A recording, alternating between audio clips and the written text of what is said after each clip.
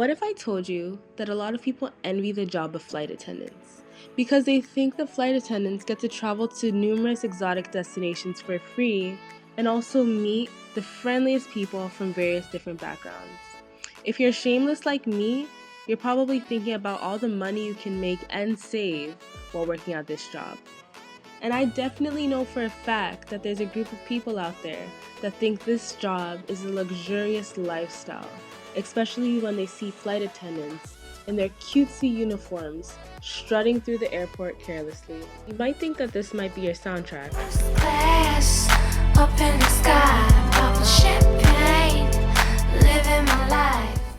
Well, I'm so sorry to burst your bubble. Although this job is amazing and unlike no other, it does have its ups and downs like any other job. Hi, I'm Francine, and I'm going to give you a glimpse of what it's really like to be a flight attendant. Good morning, lovelies! Although my shift starts at 1 a.m., I'm up by 5 to drink my green tea first because I love green tea. It just keeps me so energized throughout the day. Of course, you didn't think I was just gonna have green tea alone, right?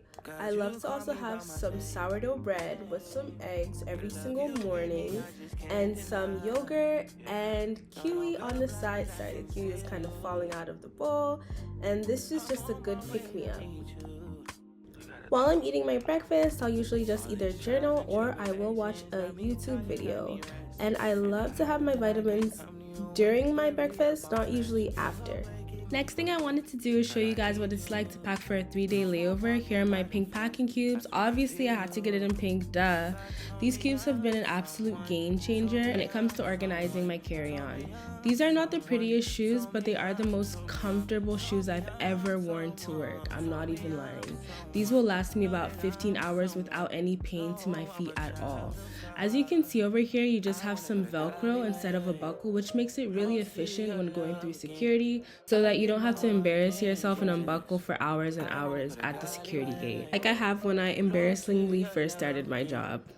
In this compartment, I have my galley shoes. My galley shoes are just black flats essentially, and I also have workout shoes slash going out shoes in case I decide to go out, which I never do. I'm super OCD, so I just like to keep my bonnets and my scarves in separate compartments.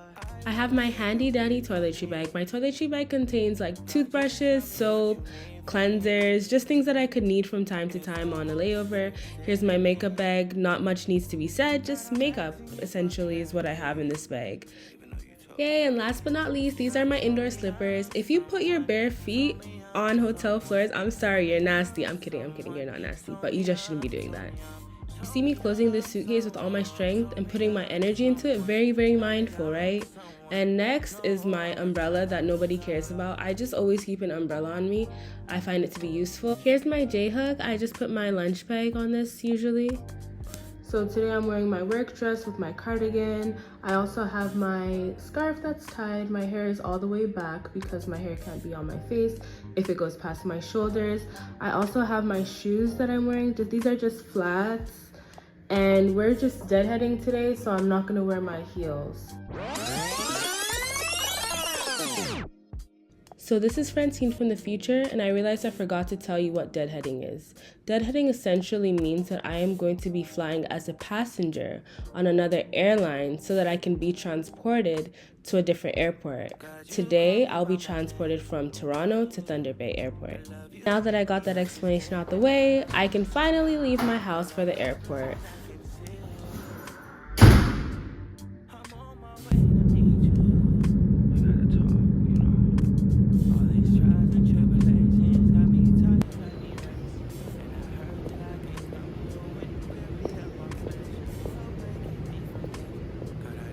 So I finally got to Terminal 1, and I got here about 2 hours ahead of time. I'm one of those people that loves to get to the airport super early, so I'm not rushing. I just sat in the food court for a little bit before my flight took off.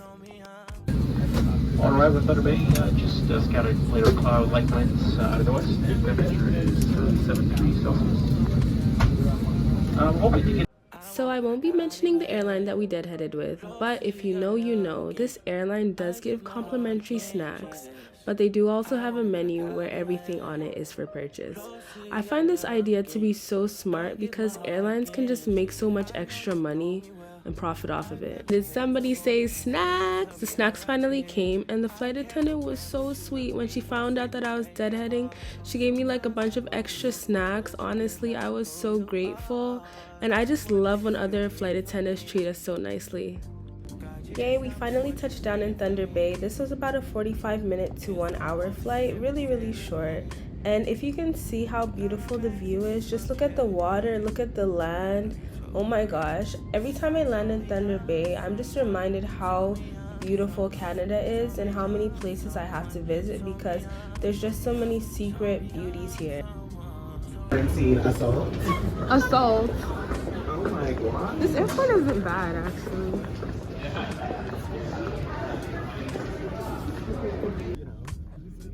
I was just like, yeah, because like it's a joke. I was like, I don't take anything seriously.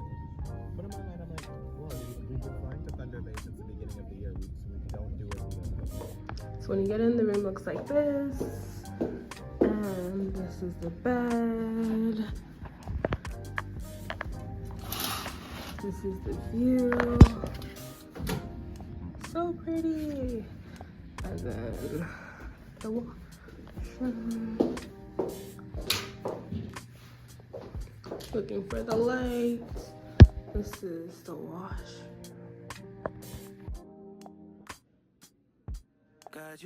The next day, which is day number 2, I went downstairs to get some free food. I'm kidding, just some breakfast. And I was the only one down here from my crew because I wake up really early. I just love breakfast in the morning, so that's why I'm here. And I had some egg omelet, some sausage, and green tea.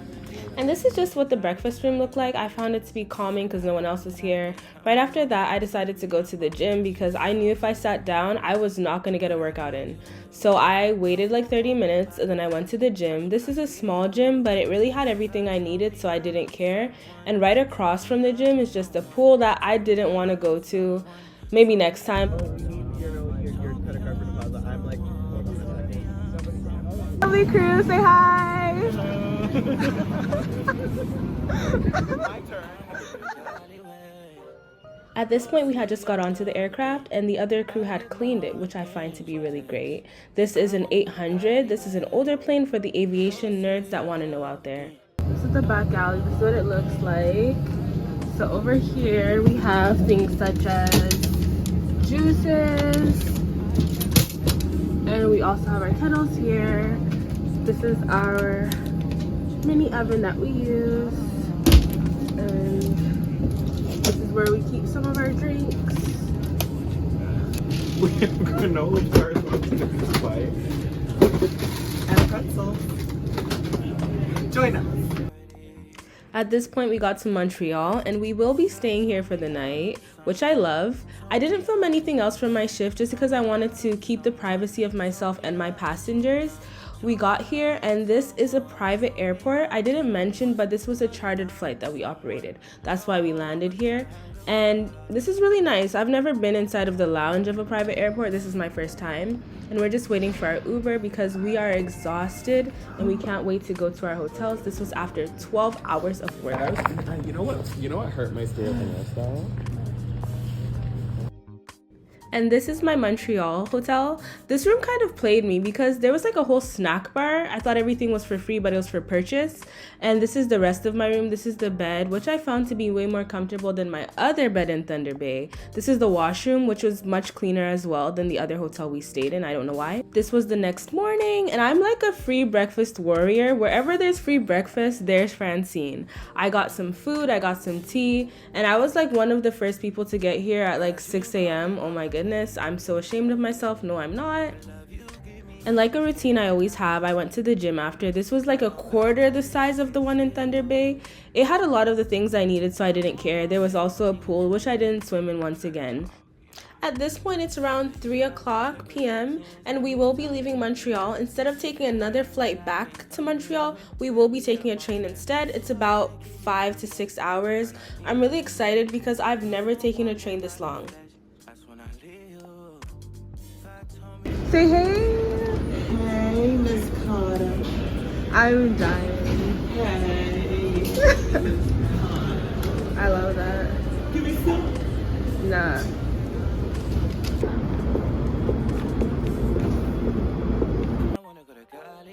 At this point, the train ride was wearing us all down. This was really, really long.